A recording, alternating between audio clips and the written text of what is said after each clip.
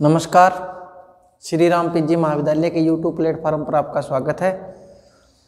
आज अपने ज्योग्राफी की क्लास में बात करेंगे BA first year, BA BEd first year. देखिए, BA first year plus BA BEd first year और एमए प्रीवियस में बात अपने जियोमार्फोलॉजिकल जो पार्ट चल रहा था, जियोमार्फोलॉजिकल में भौतिक भूगोल में हमारा फिजिकल ज्योग्राफी है। फिजिकल ज्योग्राफी में हम जियोमार्फोलॉजिकल पार्ट कर रहे थे और भौतिक भूगोल में हम बात करेंगे आज प्लेट विवर्तनिक सिद्धांत। प्लेट विवर्तनिक,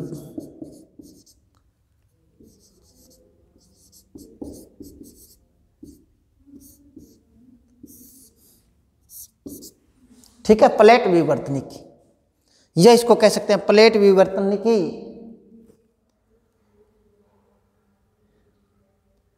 सिद्धांत, प्लेट टेक्टोनिक थ्योरी या प्लेट विवर्तनिकी सिद्धांत। प्लेट टेक्टोनिक थ्योरी, पीटीटी का अर्थ है प्लेट टेक्टोनिक थ्योरी, प्लेट विवर्तनिकी सिद्धांत। सबसे पहले बात करते हैं प्लेट क्या होती है। प्लेट क्या चीज है? प्लेट के बारे में तो आप जानते होंगे, प्लेट क्या होती है। देखिए, लेकिन हम यहां जो प्लेट की बात कर रहे हैं वो एक दृढ़ भूखंड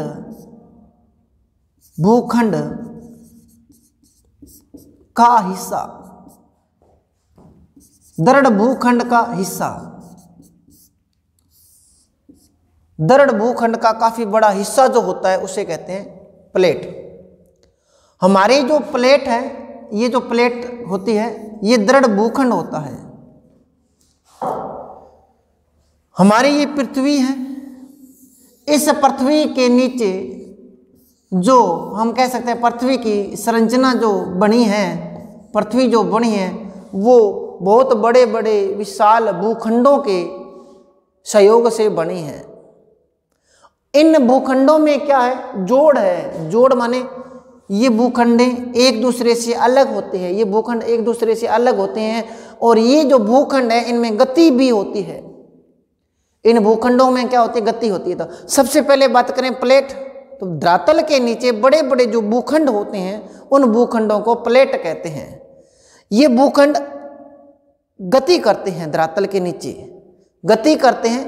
देखिए, आपको बता दें कि जो सीमा वाला जो पार्ट है, आपने मेरी पिछली क्लास देखी थी पृथ्वी की आंतरिक संरचना में, तो मैंने आपको बताया था कि ये कोर है या निफे जो है वो ठोस है और ये हमारा जो सियाल वाला पार्ट है ये भी क्या है? ठोस है। लेकिन ये जो सीमा वाला पार्ट है, सीमा क्या है? द्रव है। सीमा किसमें है? द्रव में है। तो देखिए, ये जो ठोस पार्ट है ये अलग अलग चट्टानों से बना हुआ है, दृढ़ भूखंडों से बना हुआ है और ये द्रव के ऊपर तैर रहा है, द्रव के ऊपर तैर रहा है। ठोस पदार्थ है और ये जो ठोस भूखंड है ये द्रव पे माने सीमा जो है लिक्विड फॉर्म में और सियाल सीमा पर तैर रहा है। हम यहाँ ये बात कह सकते हैं कि सियाल जो है वो सीमा पर तैर रहा है या दृढ़ भूखंड जो नीचे हैं वो तैर रहे हैं सीमा पर और इनमें क्या है? मोमेंट है, गति है। आगे हम बात करते हैं मोमेंट जो है, गति जो है। दृढ़ भूखंड बताया था मैंने, धरातल के नीचे जो दृढ़ भूखंड होते हैं उसे अपने क्या कहते हैं? प्लेट कहते हैं। सबसे पहले बात करते हैं धरातल के नीचे प्लेट का। धरातल के नीचे जो दृढ़ भूखंड होते हैं, धरातल के नीचे दृढ़ जो भूखंड होते हैं, इन्हें प्लेट के लिए सर्वप्रथम टूजो विल्सन ने बताया। टूजो विल्सन, हम ये कह सकते हैं कि धरातल के नीचे जो दृढ़ भूखंड होते हैं उन्हें प्लेट शब्द सर्वप्रथम प्लेट जो शब्द है, प्लेट शब्द दृढ़ भूखंडों के लिए ये जो प्लेट शब्द दिया ये सबसे पहले किसने दिया? टूजो विल्सन ने दिया। दूसरी बात, धरातल के नीचे जो दृढ़ भूखंड होते हैं, इन दृढ़ भूखंडों में जो गति होती है और इससे संबंधित जो अध्ययन होता है वो प्लेट विवर्तनिकी सिद्धांत कहते हैं। उसे क्या कहते हैं? प्लेट विवर्तनिकी सिद्धांत कहते हैं। आगे हम बात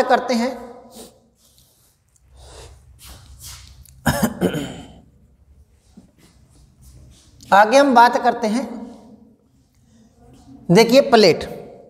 मैंने अभी आपको बताया कि धरातल के नीचे स्थलीय दृढ़ भूखंड जो होते हैं उन्हें प्लेट कहते हैं। इनके स्वभाव तथा प्रवाह से संबंधी, इनके स्वभाव और उसके जो प्रवाह होता है उससे संबंधी अध्ययन को प्लेट विवर्तनिकी कहते हैं।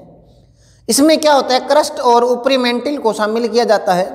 प्लेट शब्द का सर्वप्रथम प्रयोग मैंने अभी बता दिया था, टूजो विल्सन ने किया है और इसने प्लेट की औसत जो मोटाई है, प्लेट की औसत मोटाई जो है मोटाई वो 100 किलोमीटर बताया है। 100 किलोमीटर इसने उसकी जो मोटाई है वो 100 किलोमीटर बताई है। प्लेट संकल्पना का प्रादुर्भाव, ये जो प्लेट विवर्तनिकी जो सिद्धांत है ये जो कब आया, कैसे आया, इसके बारे में बात करते हैं। ये जो प्लेट विवर्तनिकी सिद्धांत है ये कैसे आया? देखिए आपने सुना होगा वेगनर का एक सिद्धांत है जिसको कहते हैं महाद्वीपीय विस्थापन सिद्धांत। महाद्वीपीय विस्थापन सिद्धांत वेगनर का है। महाद्वीपीय विस्थापन सिद्धांत वेगनर ने दिया था। तो वेगनर ने जो महाद्वीपीय विस्थापन सिद्धांत दिया था उसी से प्लेट विवर्तनिकी सिद्धांत का जन्म होता है। वहीं से क्या निकलती है?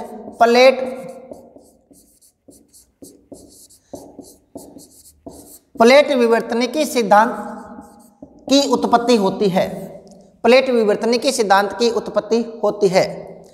प्लेट विवर्तनिकी सिद्धांत के बारे में सर्वप्रथम जो अध्ययन किया वो हैरी हेस ने किया। प्लेट विवर्तनिकी सिद्धांत का सर्वप्रथम प्रयोग किसने किया? हैरी हेस ने किया। हैरी हेस महोदय ने क्या किया? महाद्वीपों के प्रवाह के पक्ष में प्लेट विवर्तनिकी सिद्धांत का प्रतिपादन किया 1960 में। और हेस ने यह बताया कि उनके अनुसार महाद्वीपीय और महासागर भिन्न भिन्न प्लेटों पर टिके हुए हैं। आगे बात करते हैं प्रमुख भूगर्भिक हलचलें जैसे ज्वालामुखी क्रिया, भूकंप, वलित पर्वतों का निर्माण, महासागरीय कटकों की उत्पत्ति आदि उलझनों को सुलझाने के लिए आज प्लेट विवर्तनिकी सिद्धांत या मास्टर की भूमिका निभा रहे हैं। दूसरी बात बताई थी मैंने आपको। देखिए मॉर्गन एक वैज्ञानिक था। मॉर्गन जो वैज्ञानिक है मॉर्गन ने 6 बड़ी प्लेटें और 20 छोटी प्लेटें बताई है धरातल के नीचे।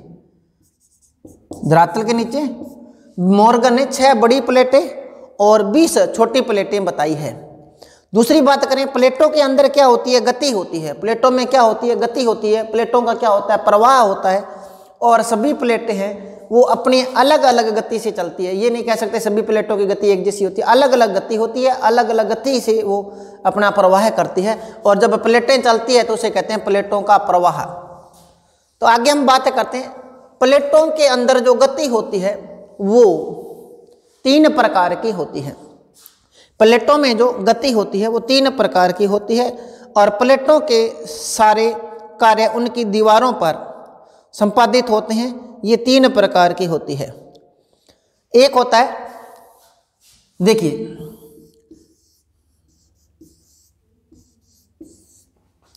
अपसारी प्लेट, दूसरा है अभिसारी प्लेट और तीसरी होती है संरक्षी प्लेट। ठीक है, यहां हम कह सकते हैं, देखिए ये जो प्लेट है इसमें प्लेट जो होती है वो एक ऐसी प्लेट होती है, एक प्लेट में एक गति इधर होती है, एक गति इधर होती है, या हम ये कह सकते हैं ये दो प्लेटें होती है, एक की गति इधर होती है और एक की गति इधर होती है। तो जब इसमें से गति होगी तो अगर हम बात करें ये प्लेट गति करेगी तो इसका बीच में क्या पड़ जाता है, भ्रंश पड़ जाता है। क्या होगा, भ्रंश हो जाएगा। और जैसे ये प्लेटें दूर जाएगी तो इसके नीचे क्या होगा, मैग्मा जो होगा वो बाहर आएगा। जब ये प्लेटें दूर जाएगी तो इसके नीचे से जो मैग्मा होता है वो बाहर आता है और ऊपर किसी न किसी चीज़ का मैग्मा के द्वारा कोई ना कोई भाग रचना हो जाती है। इसे कहते हैं रचनात्मक प्लेट। रचनात्मक प्लेट क्या कहते हैं, रचनात्मक प्लेट। दूसरी बात करते हैं, जब एक प्लेट ऐसे होगी और एक प्लेट ऐसी होगी, इन दो प्लेटों की गति ऐसे होगी, इनकी विपरीत गति थी। क्या है, विपरीत गति है। विपरीत गति होगी तो प्लेट में भ्रंश पड़ेगा, नीचे से मैग्मा निकलेगा और धरातल के ऊपर प्रकट होगा। अब सारी प्लेट जो होती है उसे अपने रचनात्मक प्लेट भी कह सकते हैं। क्या कह सकते हैं, अब सारी प्लेट को रचनात्मक प्लेट भी कह सकते हैं।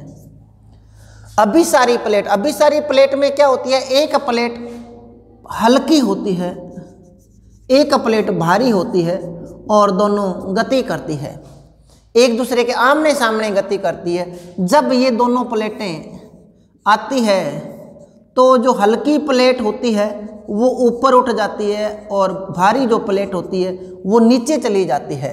जब ये भारी प्लेट नीचे चली जाएगी तो ये सीमा में जैसे ही जाती है तो इसका विनाश हो जाता है। क्या हो जाता है, विनाश होता है। तो इसे कहते हैं विनाशात्मक प्लेट।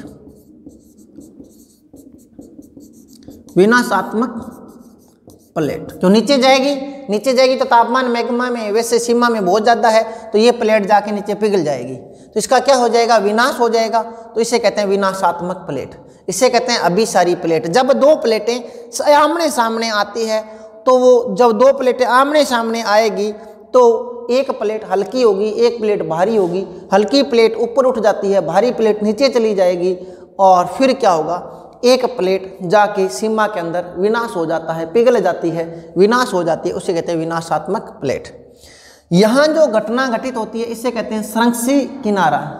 संरक्षी किनारा, तो ये संरक्षी किनारे में क्या होती है, एक प्लेट ऐसी होती है, दूसरी प्लेट इसी के पास में ही होती है, लेकिन यहाँ पर इनके किनारों पर एक घटना घटित होती है जिन्हें कहते हैं संरक्षी प्लेट। किनारे अगल बगल, देखिए दो प्लेटें होगी और दो प्लेटें होगी तो वो दो प्लेटें क्या होगी, बिल्कुल पास में होगी, लेकिन इनमें जो क्रिया होगी वो कैसी होगी। मान लीजिए कि ये दो प्लेटें हैं और अपने क्या ये दो प्लेटें हैं और इनके बीच में क्या होता है, मलबा फंसा हुआ होता है। जब ये दो प्लेटें अगल बगल में रगड़ खाती है, जब ये दो प्लेटें अगल बगल में क्या करेगी, रगड़ खाएगी, तो वो जो अगल बगल वाली होगी प्लेटें आमने सामने नहीं होगी, अगल बगल में होगी, अगल बगल में रगड़ खाएगी, तो वो हमारी कौन सी होगी, संरक्षी प्लेट होगी। क्या होगी, संरक्षी किनारा या संरक्षी प्लेट होती है। आगे हम बात करते हैं प्लेटें जो होती है वो गतिशील होती है। प्लेटें जो होती है वो गतिशील होती है और प्लेटें जो होती है वो ध्रुव के चारों ओर चक्कर लगाती है। ध्रुव के चारों ओर चक्कर लगाती है। प्लेटें जो होती है ध्रुव के चारों ओर चक्कर लगाती है।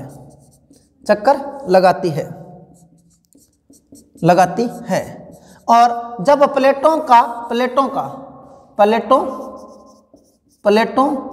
का ध्रुव के चारों ओर चक्कर लगाना क्या बन गया, आयरल सिद्धांत।